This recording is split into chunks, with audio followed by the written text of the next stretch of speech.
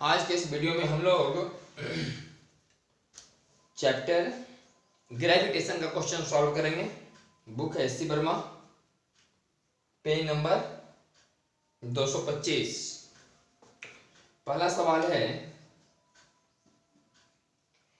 कि two a spherical ball of mass 10 kilogram, two a spherical ball of mass 10 kilogram are placed 10 centimetre apart, 10 centimetre distance पर है, मतलब 0.1 metre. Find the gravitational force of attraction, इसके बीच में gravitational force of attraction F is equal to G m1 m2 by r square. तो 6.67 into 10 to the power 2 और 2, 4 zero वहां से कम जाएगा तो 7, ये 1/10 स्क्वायर जाएगा तो ऊपर जाएगा तो 100 और 100, 4 जीरो घटेगा तो 10 टू द पावर कितना हो जाएगा -7 Newton.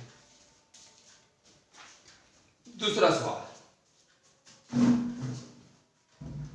4 particles having mass m, 2m, 3m and 4m are placed at the 4 corners of a square of edge A. A भुजा वाला एक स्क्वायर के 4 कॉर्नर पर m, 2m, 3m और 4m। Find the gravitational force acting on a particle of mass m placed at center.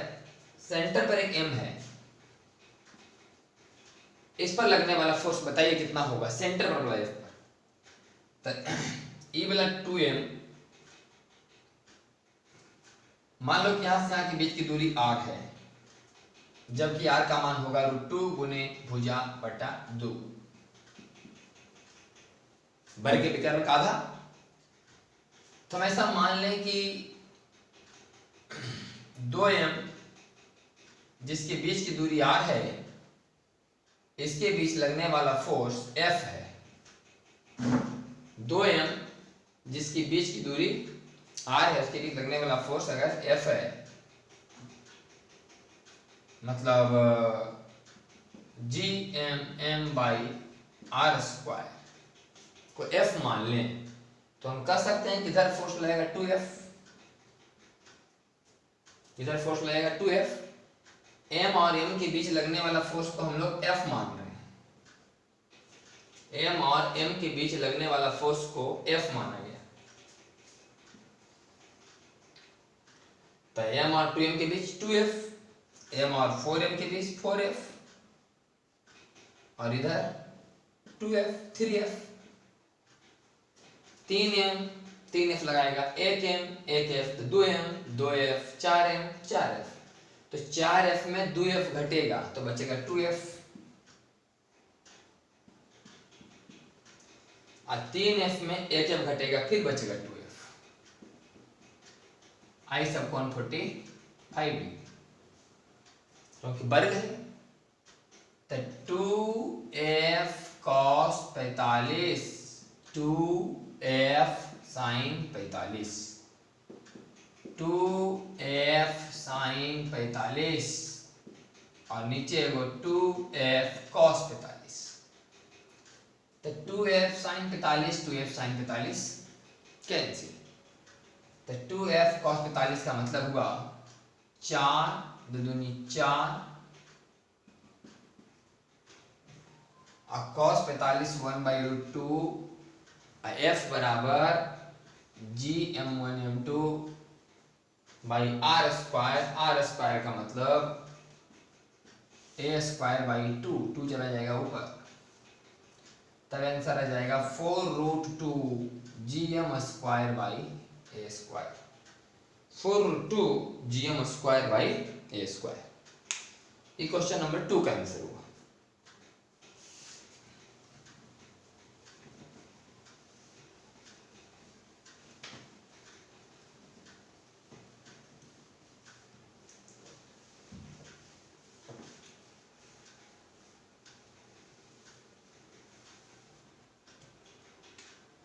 3. Correct. 3 equal masses M are placed at the 3 corners of an equilateral triangle of side A. 3 equal mass M, 3 equal mass. Find the force exerted by the system on another particle of mass M placed at the midpoint of the side or at the center of the triangle. पहले बताना है कि mid point of side यहाँ पर जो M है इस पर कितना फोर्स लगेगा, E इधर खींचेगा और E इधर, और दोनों इक्वल और अपोजिट होगा। जितना फोर्स से E खींचेगा इसको उतना ही फोर्स से खींचेगा इसको, दोनों कैंसिल आउट, बाकी आंसर बचेगा E खींचेगा जो I खींचेगा F is equal to G M1 M2 बटा R स्क्वायर ऊंचाई √3/2 गुने भुजा का होल स्क्वायर बराबर GM स्क्वायर A स्क्वायर बटा 2 4 12 4GM स्क्वायर, अच्छा 2 4 √3/2 गुने भुजा √3/2 गुने भुजा, तो GM स्क्वायर ऊपर में 4 और नीचे में 3 स्क्वायर, ऊंचाई √3/2 गुने भुजा, जो दूरी कहलाएगा। और एक सवाल है at the centre of the triangle, centre पर रखा गया इस बार।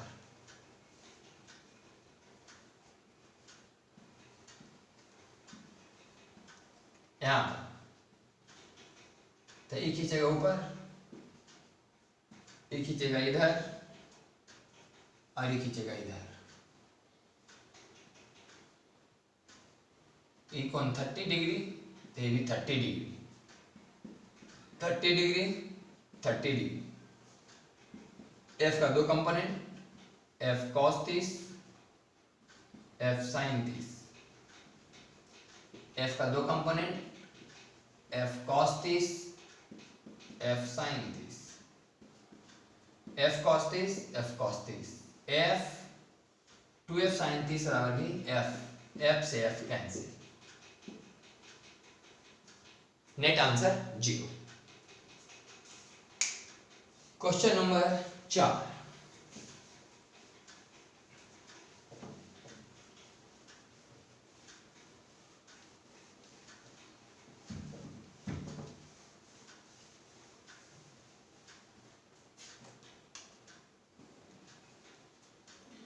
three uniform sphere each having a mass capital M and radius a are kept in such a way that each touches the other two. एक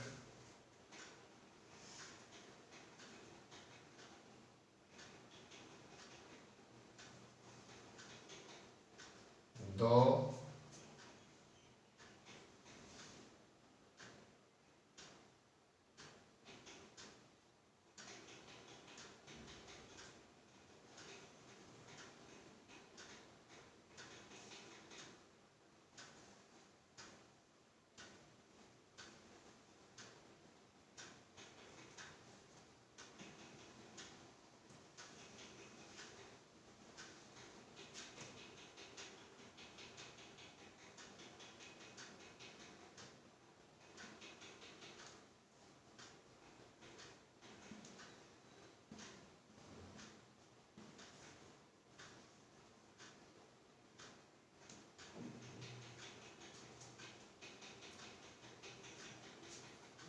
थोड़ा clear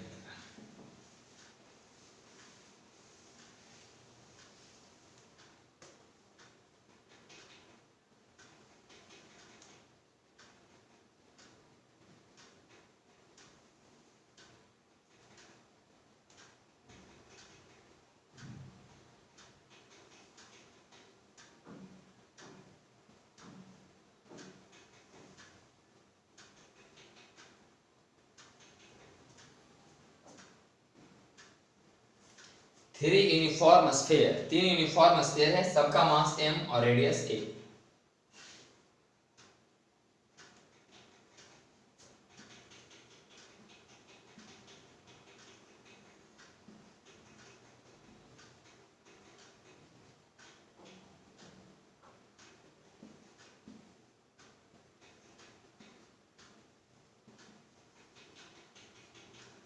3 uniform sphere, सबका मास m और radius a। इस प्रकार से रखा गया है कि तीनों एक दूसरे को टच कर रहा है, सब एक दूसरे को टच कर रहा है। Find the magnitude of the gravitational force on any of the sphere due to other two. कह रहा है दो को मिलकर इस पर कितना फोर्स लगाएगा, तो ये खींचेगा इधर और ये खींचेगा इधर,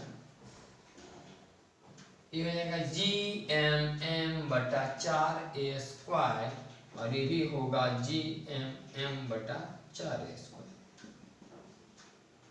अगर इसे हम F मान लें तो ये एंगल 30, तो इधर F sin 30, इधर F cos 30, फिर F को तोड़ेंगे, इधर F sin 30 और इधर F cos 30। F sin 30 cancel out होगा और हमारा आंसर आएगा 2F cos 30। तो 2 और F का वैल्यू होगा Gm²/4a² और cos 30 का वैल्यू पुट करेंगे √3/2, तो √3Gm²/4a²। ये आपका आंसर क्वेश्चन नंबर 4 का। नेक्स्ट देखते हैं हम लोग क्वेश्चन नंबर 5।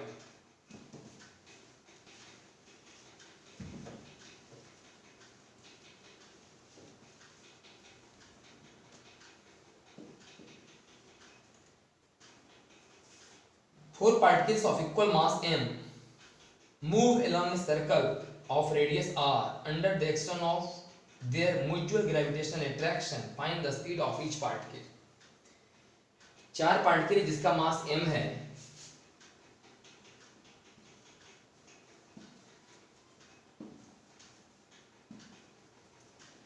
इस तरह का दो पार्टिकल का भी सवाल होता है और तीन पार्टिकल का भी। अगर दो पार्टिकल का सवाल होता तो पार्टिकल ऐसे लेते, तीन पार्टिकल का सवाल होता तो पार्टिकल ऐसे लिया जाता,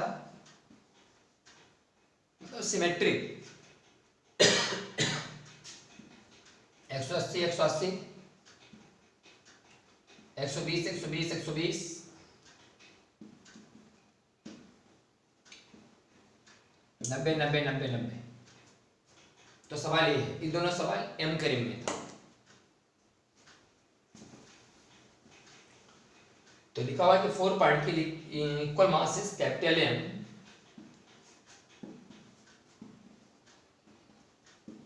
moves on a circle of radius r।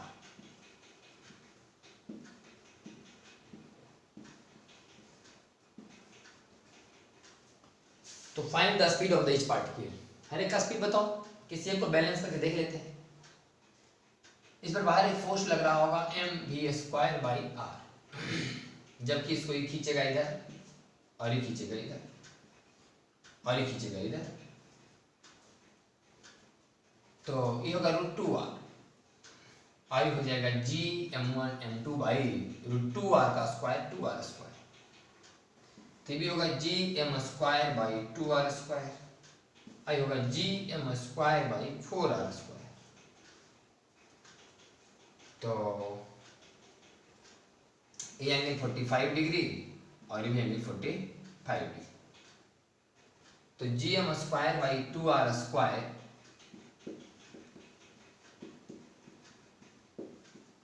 sin 45 और नीचे Gm²/2r² cos 45। इसको तोड़ेंगे तो एक इधर Gm²/2r² sin 45 और फिर से Gm²/2r² cos 45 और ये दोनों कैंसिल आउट, मतलब mv²/r को बैलेंस यही कर रहा है। तो यहाँ लिखा जाएगा कि mv²/r को बैलेंस कर रहा है ये वाला। तो यहाँ लिख लेते हैं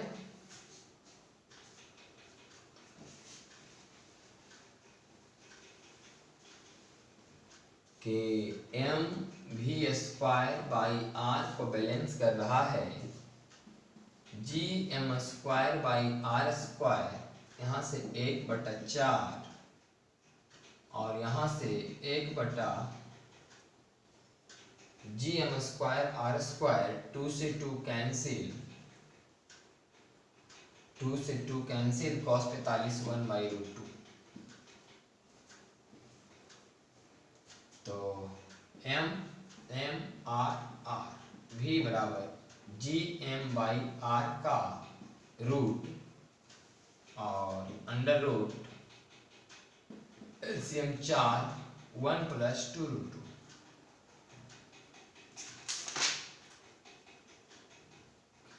यही आंसर है, GM/R 2√2 + 1/4। एक ही बार में पूरा का रूट दे दिया गया है, तो पूरा का रूट भी हो जाएगा एक ही बार में, दोनों को अंदर कर देंगे एक साथ। तो क्वेश्चन नंबर आपका 5।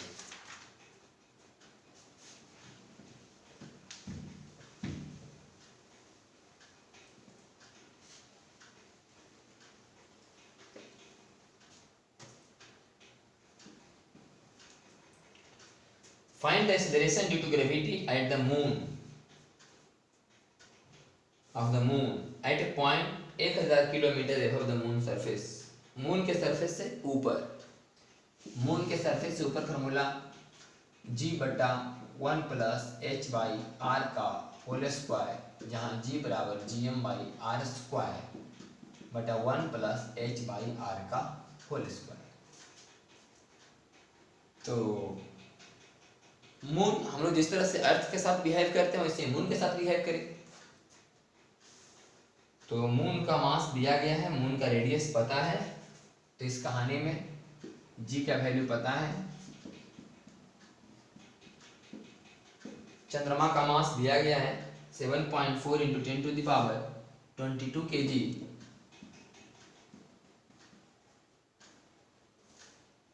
और रेडियस 1740 किलोमीटर और हाइट 1000 किलोमीटर। सभी मान इसमें पुट करेंगे और चंद्रमा के सतह से 1000 किलोमीटर ऊपर जी का मान आ जाएगा। पृथ्वी के सरफेस ऊपर जाने पर जी का फॉर्मूला G/1 + h/r का होल स्क्वायर, लेकिन जी चंद्रमा का पता नहीं, तो चंद्रमा का जी का मान GM/r² सरफेस पर, और फिर नीचे में सब मान पुट कर लेंगे, आंसर आ जाएगा। 7वां नंबर सवाल, और सभी मान पुट करेंगे मीटर में, किलोमीटर में।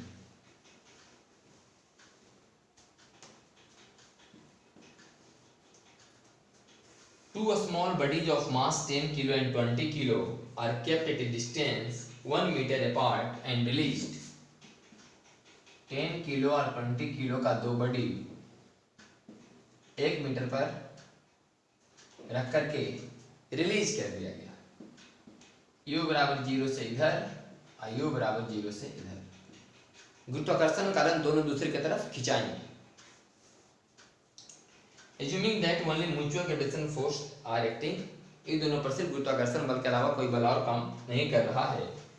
Find the speed of the particles when the separation decreases to 0.5 metre. जब ये दोनों बॉडी के बीच का डिस्टेंस 0.5 मीटर हो जाएगा, उस समय बताइए कि इसका वेलोसिटी और इसका वेलोसिटी क्या है।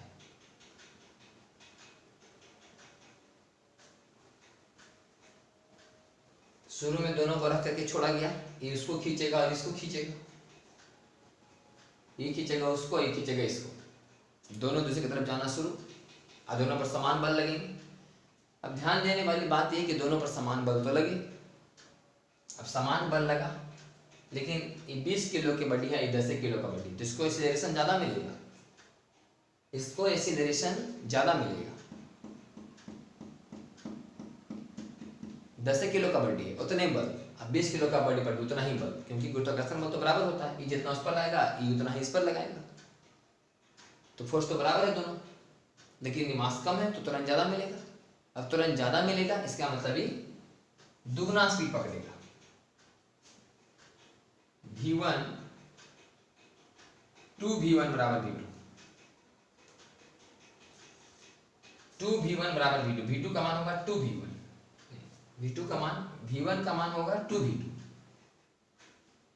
v1 का मान होगा 2v2। ये जो है ना इससे दोगुना स्पीड पकड़ लेगा, क्योंकि इसको ज्यादा सेशन मिला ना, इसको ज्यादा सेशन मिलेगा। दोनों स्टार्ट हुआ था 0 से, दोनों स्टार्ट हुआ है 0 से, दोनों स्टार्ट हुआ है 0 से और दोनों पर समान बल लगा, तो स्वाभाविक आप समझ सकते हैं कि क्योंकि दोनों पर समान बल लग रहे हैं तो 10 किलोग्राम के बॉडी पर ज्यादा एक्सेशन मिलेगा। 10 किलोग्राम के बॉडी पर तो नहीं बल, अब 20 किलोग्राम के बॉडी पर तो नहीं बल, तो इसको तुरंत ज्यादा मिलेगा। अब स्टार्ट हुआ 0 से दोनों, इसका मतलब velocity directly proportional to time.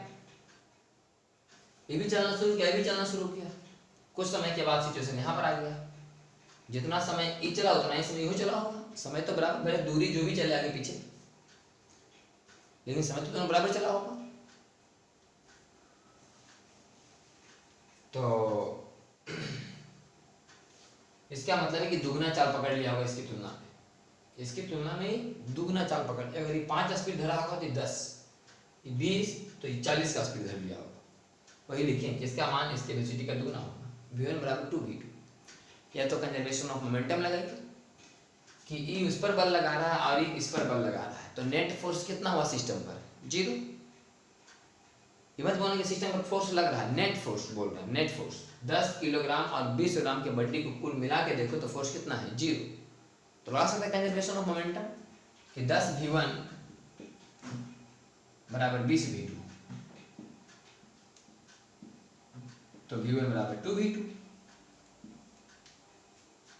Conservation of momentum, अब यहाँ पर सोचने वाली बात यह है थोड़ा सा कि कंजर्वेशन ऑफ मोमेंटम तो तब लगता है जब कोई फोर्स नहीं लगे। तो फोर्स कहाँ से नहीं लगे? बाहर से। बाहर से कहाँ कोई फोर्स लग रहा है? तो सिस्टम के अंदर का फोर्स, ये खींच रहा है इसको, ये खींच रहा है इसको, तो नेट फोर्स तो 0। नेट फोर्स हम 10 किलोग्राम पर लगने वाला फोर्स 0 नहीं बोल रहे हैं, 20 किलोग्राम पर लगने वाला फोर्स 0 नहीं बोल रहे हैं, पूरे सिस्टम पर 10 और 20 के दोनों मिला करके फोर्स का मान कितना है? बोले 0।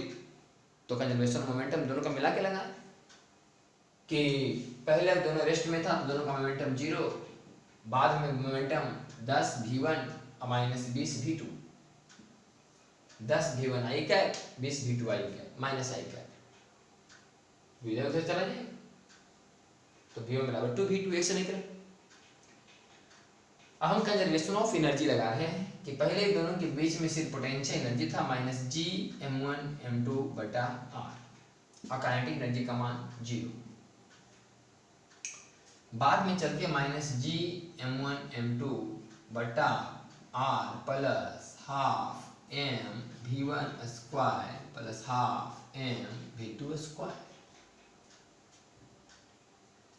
तो और v1 बराबर 2v2, v1 बराबर 2v2, यहाँ देखें 2v2 तो 4v2 स्क्वायर, तो 4v2 स्क्वायर 10 का 40, 40 बटा 2 20v2 स्क्वायर, 20v2 स्क्वायर और 10v2 स्क्वायर 30v2 स्क्वायर।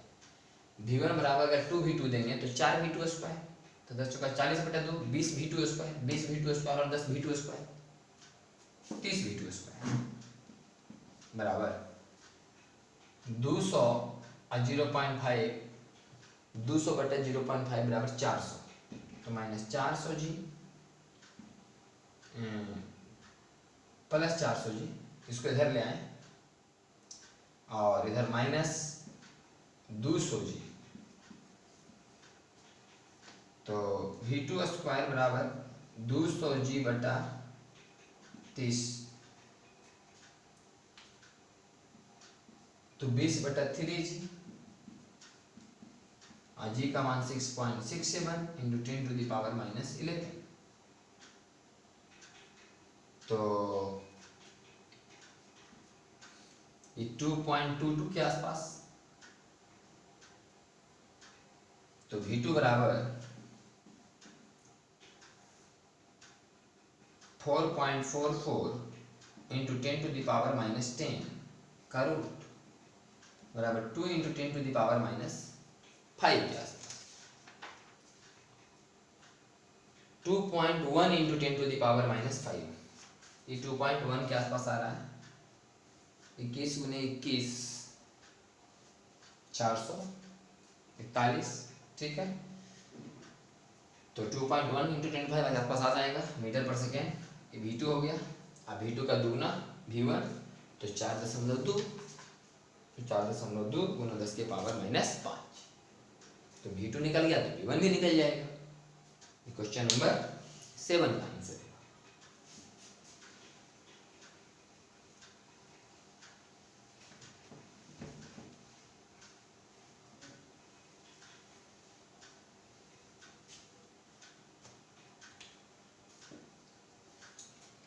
एक सेमी सर्कुलर वायर है, ये length L and mass M।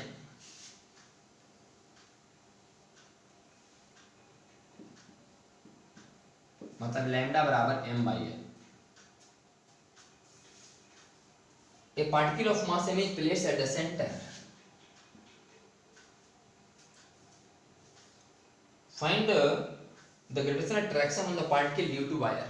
इस वायर के चलते इस पर लगने वाला फोर्स बराबर mass into intensity.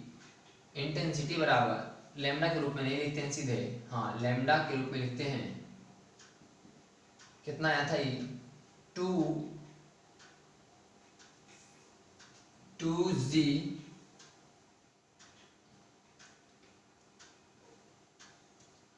Lambda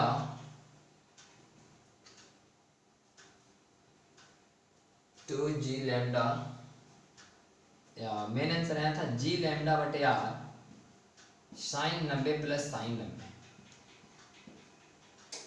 circular arc वाला फॉर्मूला ऐसे निकाला हुआ थ्योरी में कि यहाँ पर इंटेंसिटी निकालने के लिए 1 किलोग्राम इधर अंतर आता था, g लैम्डा बटे r साइन अल्फा प्लस नहीं g लैम्डा बटे r 2 sine alpha, 2 sine alpha यानी 2 साइन 90। तो आंसर बराबर 2g लैम्डा बटे r और यहाँ एगो m बराबर m 2g लैम्डा बराबर m बटा l और r 2g mm by l r 2g mm 8वां 2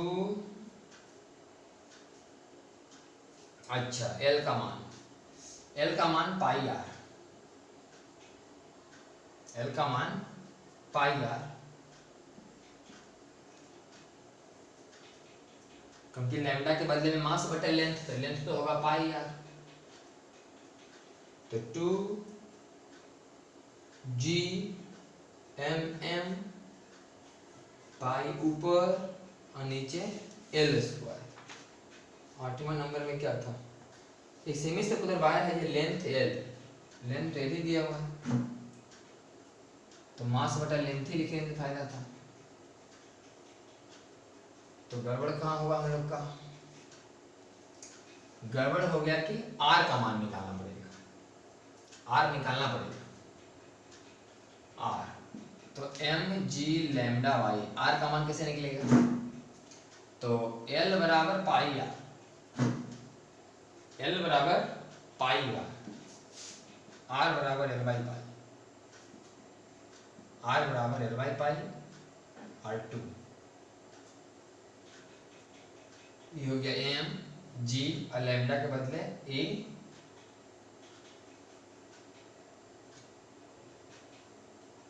2g घबरा रहा, mg लैम्डा के बदले m बटा l और r के बदले l बटा पाई। अब से 2 साइन 91 तो पाई चल जाएगा ऊपर, तो 2 पाई g m m by l square. Formula में नहीं होता है इंटेंसिटी का, g लैम्डा बटे r या 2g लैम्डा बटे r साइन अल्फा, जैसे याद करो दिखाया हुआ थ्योरी में। किसी चाप के चलते यहाँ पर इंटेंसिटी का फॉर्मूला 2g लैम्डा बटे r साइन अल्फा, वही लिखा हुआ है समझ लो, 2g लैम्डा बटे r साइन 90। तो 2 यहाँ लिखे कोई दिक्कत नहीं, तो 2 im g और लैम्डा के जगह लिखे m बटा l और आर की जगह एल बटे पाई। लैम्डा बराबर एम बटा एल, आर बराबर एल बटे पाई। चूंकि आधा वृत्त का लंबाई, आधा तार का लंबाई, सेमी सर्किल तार का लंबाई एल दिया गया, तो आधा माने पाई आर, तो पाई आर का लंबाई एल, तो आर बराबर एल बटे पाई। आर का मान निकाल के पुट किए। और फॉर्मूला में चूंकि लैम्डा होता है तो लैम्डा बराबर मास बटे लेंथ, तो मास बटे लेंथ, एल लंबाई दिया गया।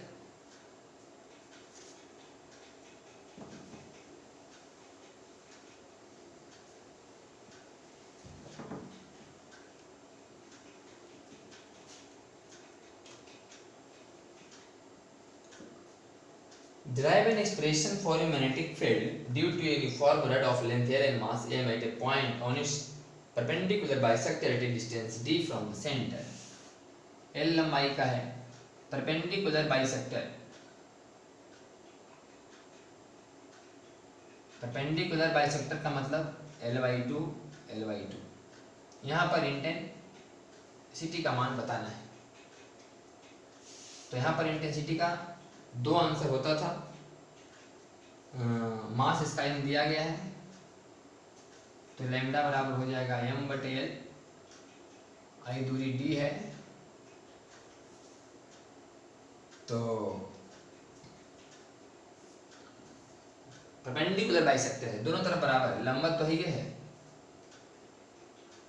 दोनों तरफ तो 90 डिग्री ही है, बाइसेक्टर है, बीचों बीच, इधर लंबाई बराबर है।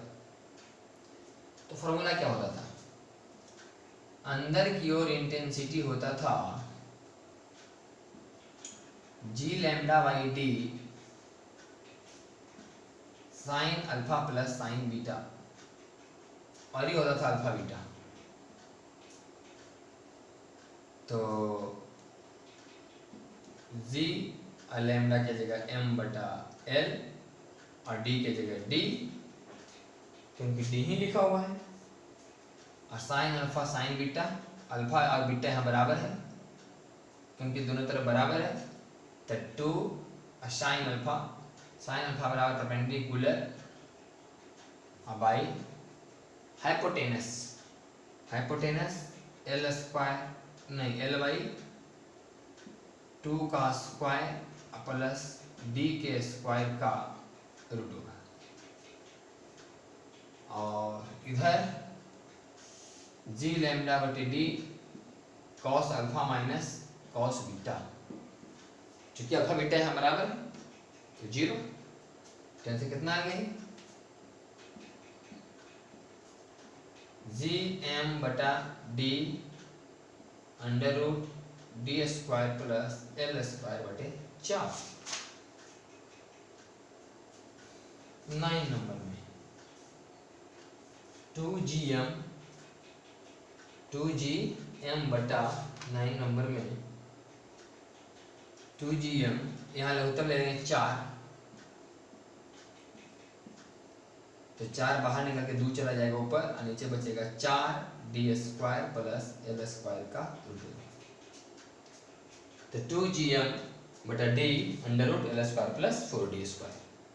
और ये हम लोग थ्योरी में फॉर्मूला ला चुके हैं, इसका एक्सप्रेशन निकाला जा चुका है थ्योरी में, ग्रेविटेशन चैप्टर में, और फॉर्मूला आया था एक इधर जी लैम्डा बटे D sine alpha plus sine beta, इधर जी लैम्डा बटे D cos alpha minus cos beta, ये अल्फा है और ये बीटा है। चूंकि परपेंडिकुलर बाइसेक्टर है, इससे दोनों तरफ अल्फा का मान या बीटा का मान बराबर होगा, तो यहाँ पर 0, इधर नहीं होगा इंटेंसिटी, खाली इधर होगा इंटेंसिटी, और ये एक्सप्रेशन पूरा निकलवाया गया है।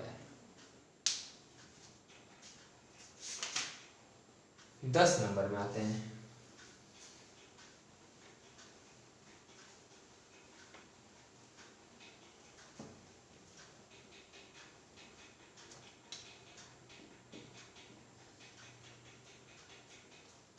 two concentric spherical cells having masses m1 and m2 and radii r1 and r2, two concentric spherical cells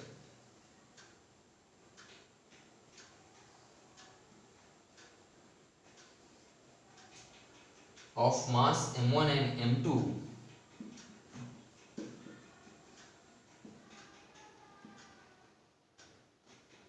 and radius r1 and r2.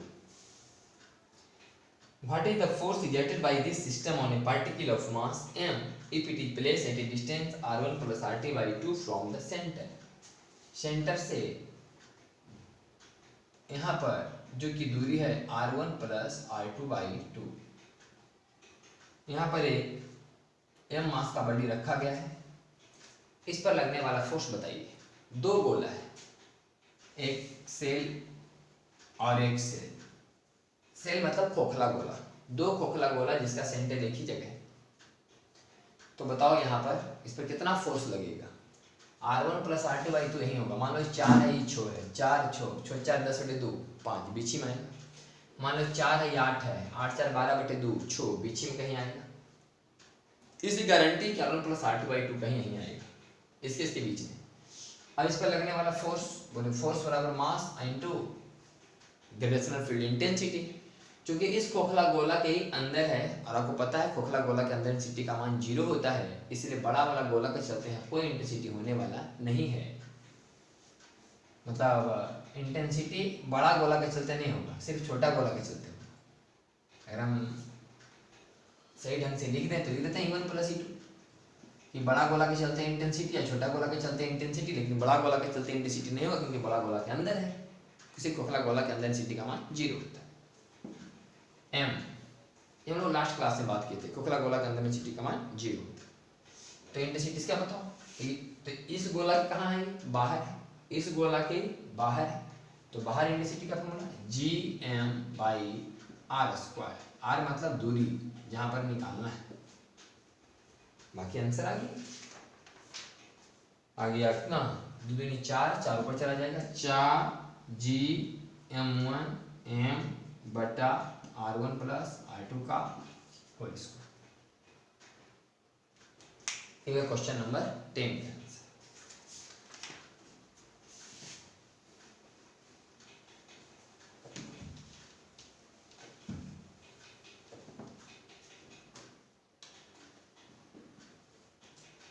Correct tunnel is dug along the diameter of the earth.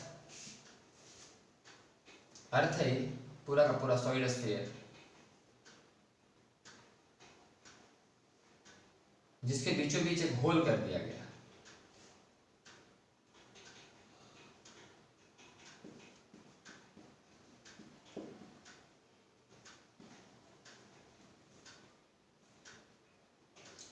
अर्थ के बारे में चर्चा है तो solid sphere है जिसके बीच में एक होल कर दिया गया। Find the force on a particle of mass m placed in the tunnel at a distance x from the center. Centre से x डिस्टेंस पर एक पार्टिकल है m, तो बताना है कि फाइंड द फोर्स, इस पर कितना फोर्स लगेगा। ये वास्तव में कहाँ है, h बराबर r माइनस एक्स, पृथ्वी के सतह के नीचे। तो फोर्स बराबर mg, पृथ्वी के सतह के नीचे g का मान g into 1 minus h by are.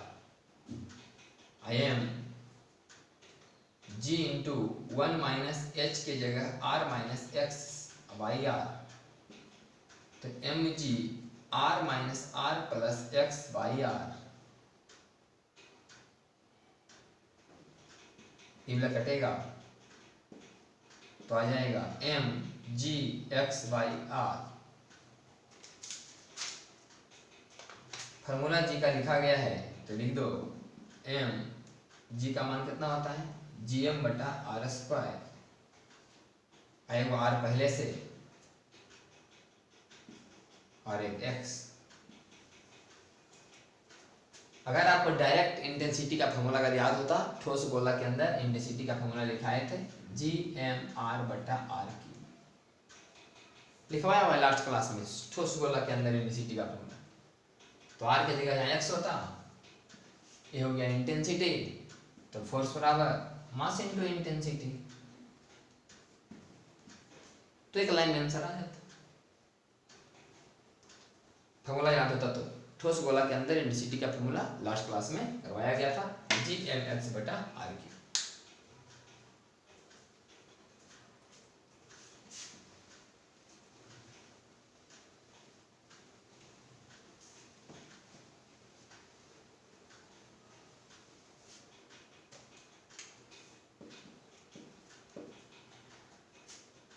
कह रहा कि tunnel is dug along the chord of the earth at a perpendicular distance r/2 from the earth center।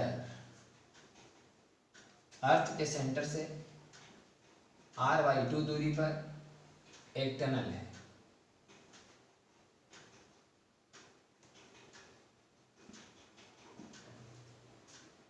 पृथ्वी के सेंटर से r/2 दूरी पर।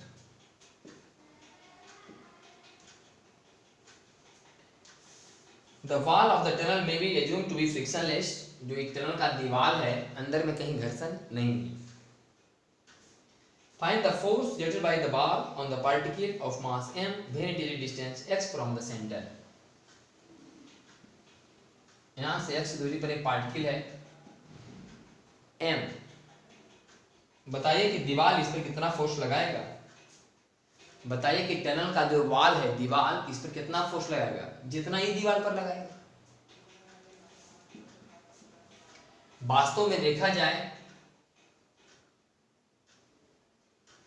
तो इस सेंटर से कितना दूर है, r/2 का स्क्वायर जोड़ x स्क्वायर का रूट होगा। और सेंटर से फॉर्मूला में आ जाइए आप, सेंटर से r दूरी अंदर इंटेंसिटी का फॉर्मूला होता है gm/r/r3। इसका मतलब यहाँ इंटेंसिटी का फॉर्मूला होगा, अगर ये r मान लो तो gm/r/r3, क्योंकि वास्तव में सेंटर से इतना दूरी पर है पार्टिकल। सेंटर से r दूरी पर अंदर में सॉलिड स्फीयर के अंदर में इंटेंसिटी का फॉर्मूला लिखाया गया है gm/r/r3। तो gm/r/r3, लेकिन हमें फोर्स निकालना है तो फोर्स बराबर मास इंटू इंटेंसिटी। तो यहाँ पर एक मास और गुना हो जाएगा, लेकिन ये फोर्स किधर रहेगा, सेंटर की ओर। पृथ्वी की वस्तु कहाँ खींचते हैं, सेंटर की। और अगर ये कोण थीटा है तो इस एफ का दो कंपोनेंट होगा, एक एफ कॉस थीटा और एक F sine theta. F cos theta के कारण ही आगे की ओर बढ़ेगा, एफ साइन थीटा वाले फोर्स से दबाव दे रहा है बाल को, टनल की दीवार को, तो दीवार में कितना बल लगाएगा, एफ साइन थीटा। मतलब हमारा आंसर होगा एफ साइन थीटा। तो आंसर बराबर F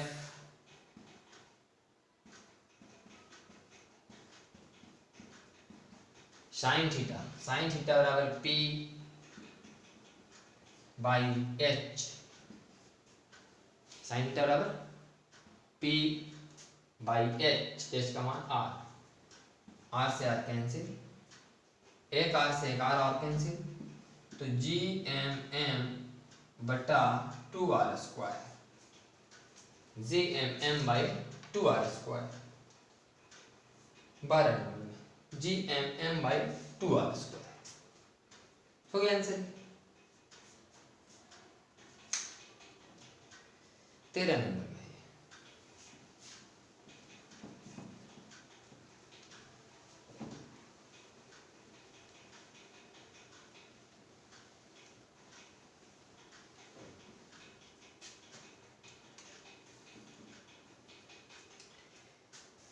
a solid sphere of mass small m and radius r is placed inside a hollow thin spherical shell of mass m and radius r।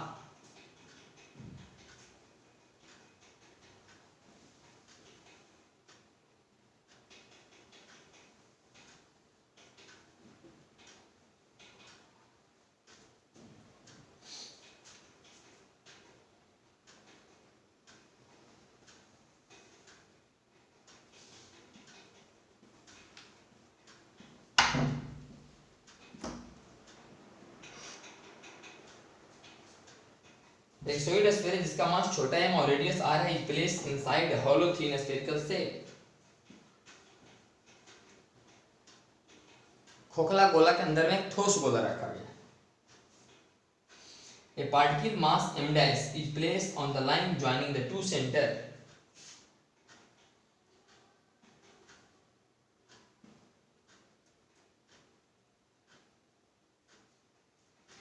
इस दोनों centre को मिलाने वाले line पर m dash मास, ये दोनों सेंटर को मिलाने वाले लाइन पर एक m डैश मास रखा गया है at a distance x from the point of contact of the sphere। यहां से यह है पॉइंट ऑफ कांटेक्ट,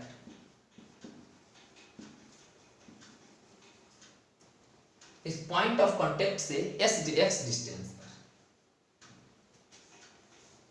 एक स्फीयर रखा गया है एंड से स्फीयर और सेल जहां पर टच हो रहे हैं वहां से x दूरी पर एक m डैश रखा गया।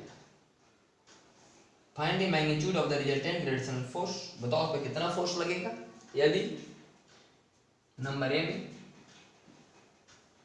r less than x less than 2r, मतलब x r से बड़ा है, यहां से यहां r हुआ और यहां से यहां हुआ 2r, तो r और 2r के बीच में कहीं x है। यहां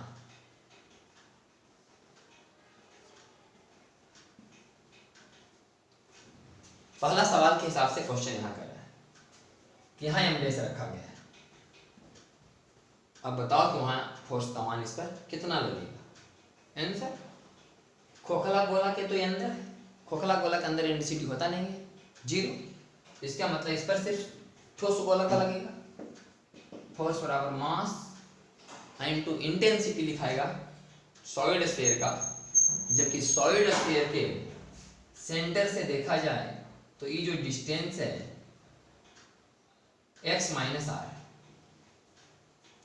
सॉलिड स्फीयर के सेंटर से ये डिस्टेंस x माइनस r है, तो सॉलिड स्फीयर के सेंटर से अंदर में इंटेंसिटी का फॉर्मूला होता है gm r बटा r क्यूब, लेकिन ये r जो दूरी होता है सेंटर से जहां बॉडी रखा गया है, मतलब x माइनस r। तो पहला आंसर ही हुआ मास इनटू इंटेंसिटी।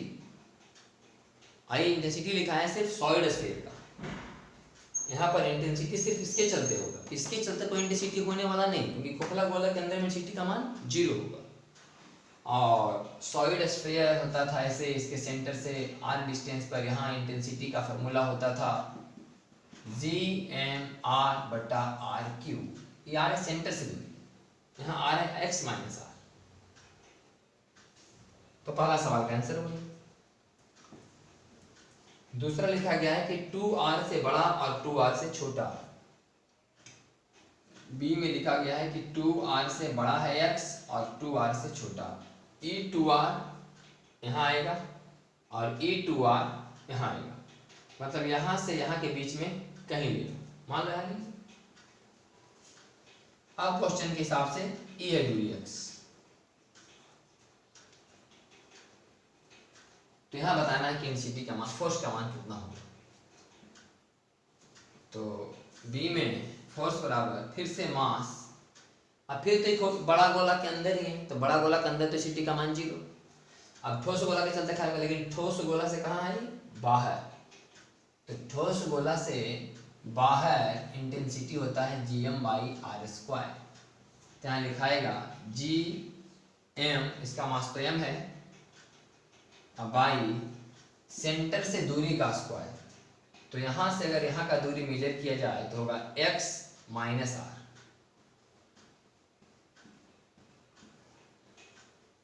ठीक है आंसर।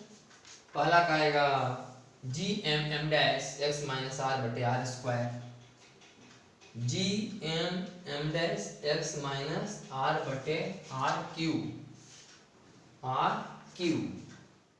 जी। अच्छा यहाँ होगा r क्यूब, क्योंकि इसका रेडियस r है, इसका रेडियस r है और मास m और रेडियस r था इसका। इसका इंटेंसिटी दिखा रहा है ना, बड़ा गोला का नहीं, बड़ा गोला तो इसका है, वो फार्मूला याद था बड़ा गोला वाला, तो बड़ा गोला लिखा गया। यहाँ इसका इंटेंसिटी लिखे है ना gm r बटे r क्यूब, गोला जो था इसके अंदर इंटेंसिटी होता है gm r बटे r क्यूब, r हो गया दूरी, r हो गया रेडियस, तो ये है इसका अंतर। यहाँ पर तो था r, यहाँ लिखाएगा r क्यूब, और ये जो दूरी होता है सेंटर से दूरी, तो सेंटर से दूरी था x माइनस r, तो x माइनस r यहाँ ही बता। तो आई हो गया दूसरा का answer G M M dash बटा एक्स माइनस आर का होल स्क्वायर। सी में x is greater than 2r, मतलब यहां कहीं 2r से भी आगे, मतलब यहां है x, यहां बताओ कि फोर्स कितना लगेगा। फोर्स बराबर मास इनटू इंटेंसिटी। अब यहाँ इंटेंसिटी दोनों गोला का होगा, बड़ा गोला का भी और छोटा गोला को भी। तो बड़ा बाहर इंटेंसिटी का फॉर्मूला क्या होता है, जी और उस गोला का मास बटे सेंटर से दूरी का स्क्वायर। तो अगर बड़ा गोला का लिखेंगे तो जी बड़ा गोला का मास और सेंटर से दूरी, सेंटर से दूरी कितना हो जाएगा ये वाला एक्स माइनस आर। ये वह बड़ा गोला के चलते हैं इंटेंसिटी। अब छोटा गोला के चलते हैं इंटेंसिटी जी एम बटा, यहां से नापेंगे तो एक्स माइनस आर का होल स्क्वायर, यहां से नापाएगा इसके सेंटर से दूरी है तो यहां से यहां एक्स आई बीच में आर, एक्स माइनस आर का होल स्क्वायर। वास्तव में जो लास्ट क्लास में हम लोग ठोस गोला और खोखला गोला का इंटेंसिटी का फॉर्मूला पढ़े हैं वो याद होना चाहिए, तब सब क्लियर हो जाएगा sir. G M M dash X minus R का whole square, G M M dash X minus R का होल स्क्वायर। ये हो गया क्वेश्चन नंबर आपका 13 का आंसर। सब फार्मूला वाला आंसर है बस।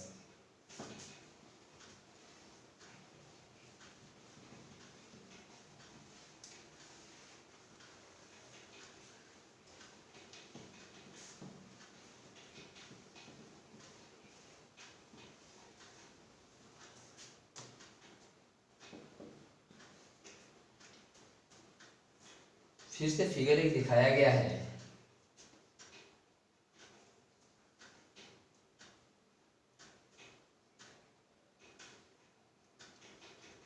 और ये इसका सेंटर है।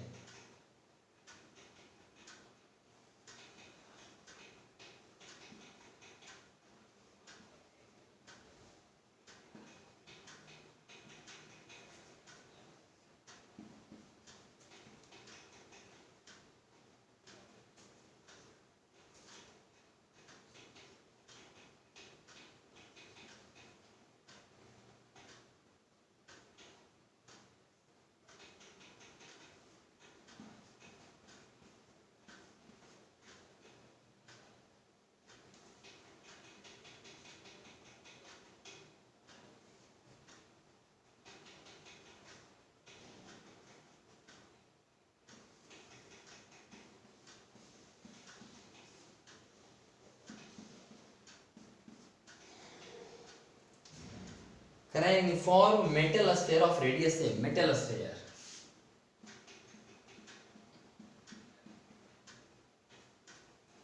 And mass m is surrounded by a thin uniform spherical shell। खोखला गोला के अंदर में ठोस गोला है of equal mass and radius 4a।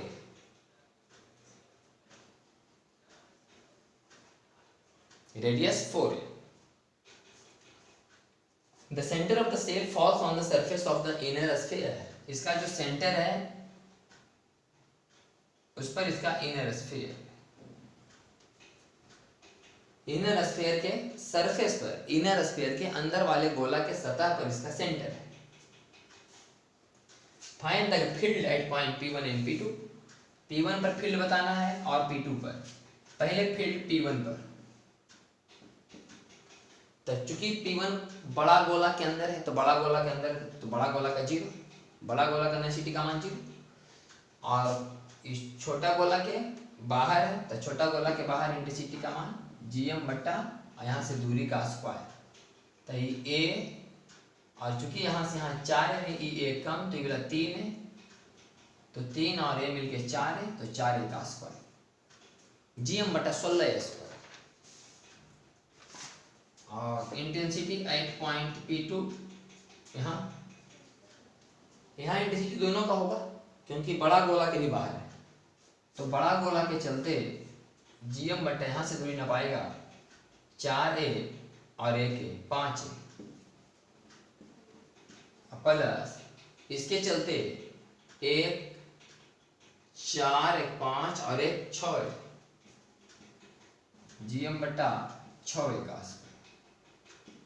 बाकी GM बटा A स्क्वायर कॉमन 1 बटा 25 प्लस 1 बटा 36 बाकी जो आंसर है गुना करके आएगा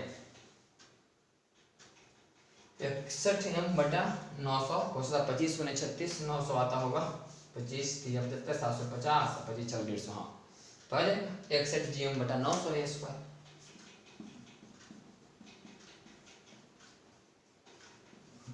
ये सब आसान सवाल होते हैं, खाली आपको ठोस गोला और खोखला गोला का इंटेंसिटी का फॉर्मूला पता होना चाहिए। सेंटर पर कितना होता है, अंदर में कितना होता है, सर्फेस पर कितना होता है, बाहर कितना होता है।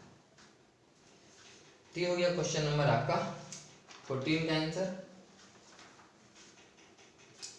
आ गया ये क्वेश्चन नंबर 15।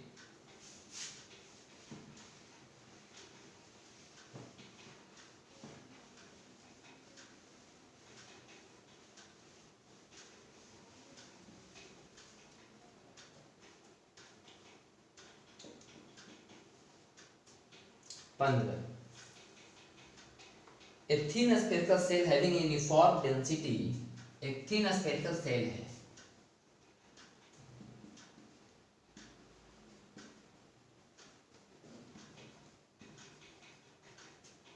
hollow sphere बोलो या cell, is cut in 2 parts by a plane and kept separated as shown in figure। इसको कट कर दिया गया यहाँ से,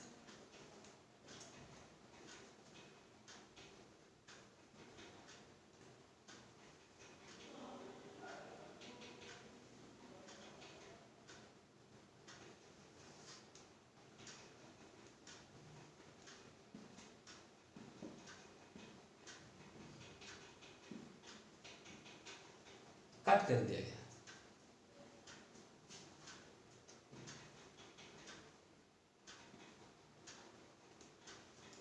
मतलब दोनों अगर ज्वाइंट करें तो A और B टच हो जाएगा, दोनों को ज्वाइंट करें A और B touch. The point A is the center of the plane section of the first part and B is the center of the plane section of the second part। दोनों को joint कीजिएगा तो A और B touch हो जाएगा। So that the gravitational field at A due to the first part is equal in magnitude to the gravitational field at B due to the second part। कह रहा है कि gravitational field at A due to first part is equal in magnitude to the gravitational field at B due to the second part। The point A is center of the plane section of the first part and B is the center of the plane section of the second part। So that the gravitational field at A due to first part is equal in magnitude to the कह रहा है कि first part और ये second part, तो second part के चलते B पर इंटेंसिटी और फर्स्ट पार्ट के चलते A पर इंटेंसिटी का मान बराबर है, इक्वल इन मैग्नीट्यूड, दोनों का मैग्नीट्यूड बराबर है। देखिए चूंकि यह पॉइंट जो है यहाँ इंटेंसिटी का मान कितना है, चूंकि खोखला गोला है, खोखला गोला के अंदर में इंटेंसिटी का मान 0, खोखला गोला के अंदर में इंटेंसिटी का मान क्या है 0। अब बताओ कि जब ये दोनों पैक होगा तो इंटेंसिटी का मान 0 होगा ना, इसका मतलब ये दोनों इस प्रकार से सेपरेट होंगे ताकि दोनों जब मिले तो इंटेंसिटी का मान 0 होना चाहिए। इसका मतलब ये हुआ कि यहाँ पर जो इंटेंसिटी इस गोला के चलते अंदर होगा, यहाँ पर भी इंटेंसिटी इस गोला के चलते अंदर उतना ही होगा। इसके चलते यहाँ इंटेंसिटी और इसके चलते यहाँ इंटेंसिटी, दोनों का मान बराबर होगा। इस गोला के चलते यहाँ इंटेंसिटी और इस गोला के चलते यहाँ इंटेंसिटी, ये थ्योरेटिकल सवाल। तब तो जाकर के दोनों फिर मिलेंगे तो दोनों इक्वल एंड अपोजिट होंगे तो कैंसिल आउट होंगे, नेट इंटेंसिटी का मान कितना आएगा 0।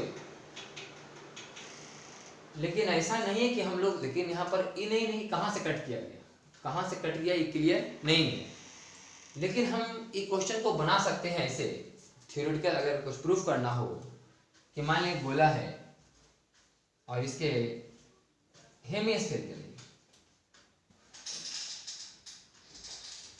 मान लिया कि हॉलो हेमिस्फीयर है, मान लें कि हॉलो हेमिस्फीयर है, ऐसे तो अच्छा लगेगा।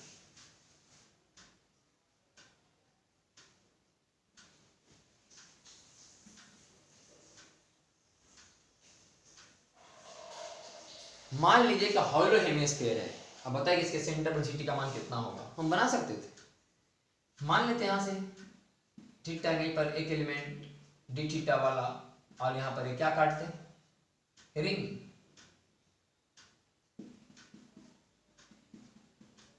एक रिंग यहां पर कट करते और इस रिंग के चलते यहां पर इंटेंसिटी का मान निकालते, रिंग से इसकी दूरी को x मानते हैं, और रिंग के सेंटर से x दूरी पर इंटेंसिटी का फॉर्मूला पता है, gmx बटा अंडर रूट r, gmx बटा r square plus x square का होल पावर 3/2। और इस तरह से इसका इंटीग्रेशन करते 0 से 90 तक, तो आप ये भी निकाल सकते हैं। इसको हम लोग कैलकुलेट करके भी निकाल सकते थे, बशर्ते यह पता होता कि कहां से कट किया गया, कहां से कट किया गया, तो हम लोग निकाल सकते थे। जैसे बीचों बीच कट किया गया तो इंटीग्रेशन होगा 0 से 90, तो डाटा निकाला जा सकता है। और ये बात हमको फील आपको आना चाहिए कि इसके चलते यहाँ इंटेंसिटी होगा जरूर, इस गोला के चलते, और इस गोला के चलते यहाँ इंटेंसिटी होगा। अब इस वैल्यू को कैलकुलेट नहीं कर सकते, लेकिन थ्योरेटिकली समझ सकते हैं कि इसका इंटेंसिटी अंदर होगा, इसका इंटेंसिटी अंदर होगा। और दोनों जब कंबाइन होंगे, दोनों इक्वल और अपोजिट होंगे, तब कैंसिल आउट होंगे और इंटेंसिटी का मान कितना आना चाहिए, 0 आना चाहिए। लेकिन अगर कटिंग के बारे में दिया रहता, जिसमें बता रहे कि अगर बीचों बीच कटिंग रहे और बोले कि नहीं डाटा बताओ कितना इंटेंसिटी आएगा, न्यूमेरिकल वैल्यू बताओ, तो निकाल सकते थे। इसको ढेर सारे रिंगों में काट लेते, एक रिंग का निकाल लेते, फिर उसका इंटीग्रेशन कर देते, और ऐसा हम आपको करके दिखाएंगे इलेक्ट्रोस्टैटिक्स। अभी नहीं करवाएंगे डिस्कशन में, डिस्क तक ही करवाए थे, रिंग का करवाए थे और डिस्क का करवाए थे, तो इसका भी करा के दिखा देंगे। जब आएगा इलेक्ट्रोस्टैटिक्स में तो वहां पर करके दिखा दिया जाएगा हॉलो स्फीयर का। तो ये थ्योरेटिकल सवाल था, क्वेश्चन नंबर 15। नेक्स्ट देखते हैं क्वेश्चन नंबर 16।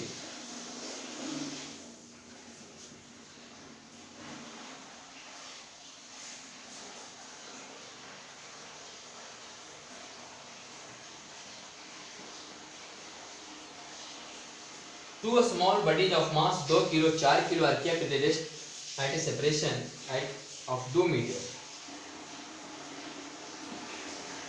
2 मीटर की दूरी पर एक 2 किलो और एक 4 किलो का बॉडी रखा गया है। Where should a particle of mass इतना kg placed to experience no net rotation force from these bodies?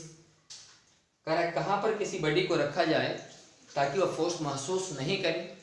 तो स्वाभाविक है कि इधर बॉडी को रखेंगे तो दोनों मिलकर खींच लेगा, फोर्स महसूस करेगा। इधर किसी बॉडी को रखेंगे, ये दोनों मिलकर खींच लेगा, वो भी फोर्स महसूस करेगा।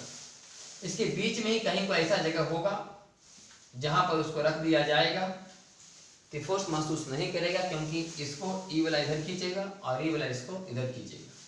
तो मान लो कि यहाँ से x दूरी पर हमने रखा, तो यहाँ से होगा 2 - x।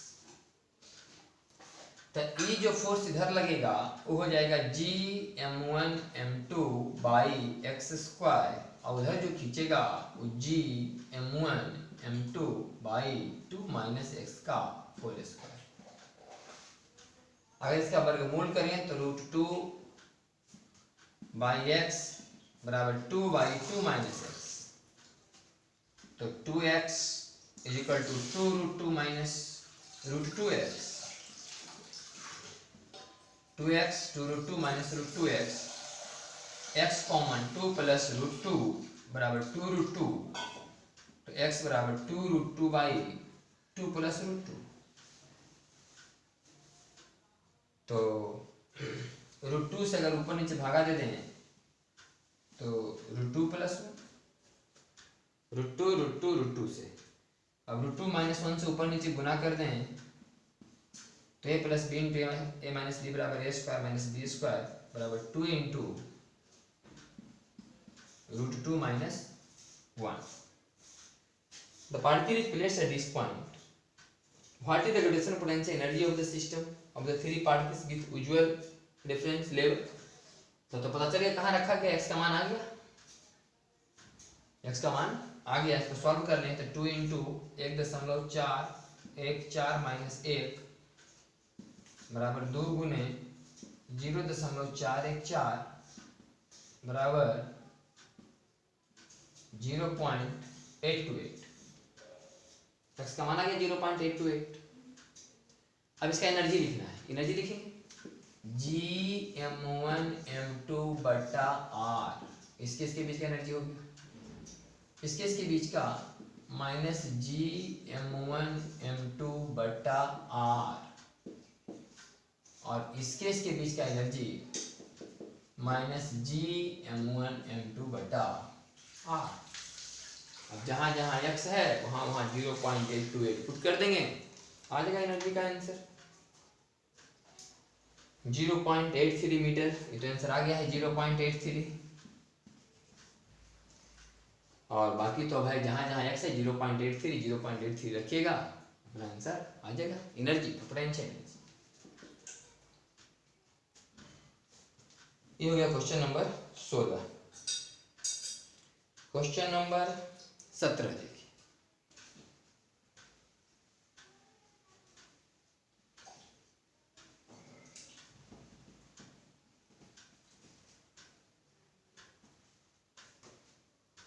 करा कि 3 particles of mass m each are placed at the 3 corners of an equilateral triangle of side A.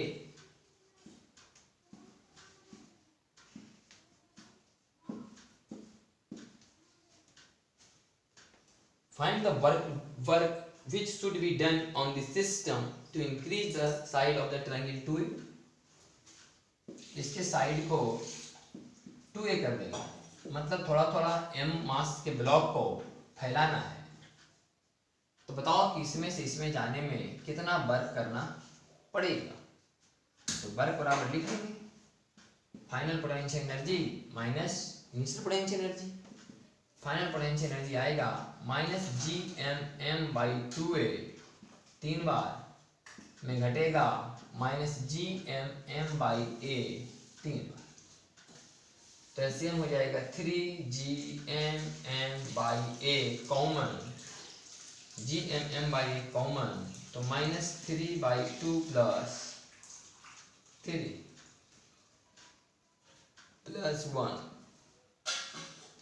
तो -3 - 1/2 मतलब -3/2 Gmm/A।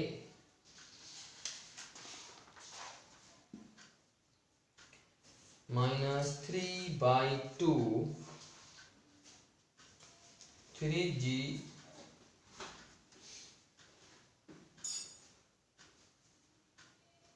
3 तो कॉमन ही ले लिए थे, यहाँ बचेगा 1/2, तो ये हो जाएगा प्लस में Gm स्क्वायर 3Gm²/2, 3Gm²/2।